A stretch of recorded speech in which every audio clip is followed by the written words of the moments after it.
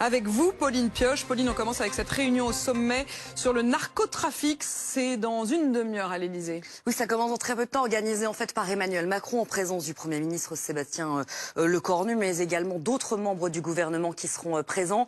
Bonjour Mathias Tesson. Alors c'est vrai qu'il y a les politiques, Mathias, mais pas seulement finalement. Mathias Tesson depuis l'Elysée avec Benjamin Danin pour les images. Pauline, après. Vigilance du personnel pénitentiaire alors qu'il participait à une sortie collective avec 5 autres détenus. Ça s'est passé au planétorium de Rennes vendredi. Il avait régulièrement des sorties, des permissions de sortie, détenu depuis 1 an au centre pénitentiaire de Rennes-Vézin pour des affaires de vol. L'homme de 37 ans est désormais inscrit au fichier des personnes recherchées. Et puis l'ONU a voté la résolution américaine pour la bande de Gaza. Qui prévoit, entre autres, le déploiement d'une force internationale dirigée par les États-Unis pour éviter la reprise de la guerre. 13 membres du Conseil qui ont dit oui, dont la France.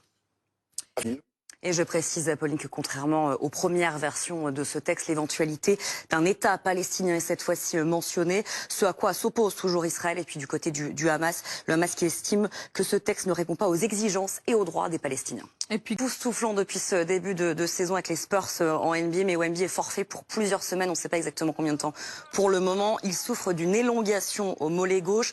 Je vous rappelle qu'il a été drafté en première position en 2023, il a déjà manqué la moitié de la saison dernière.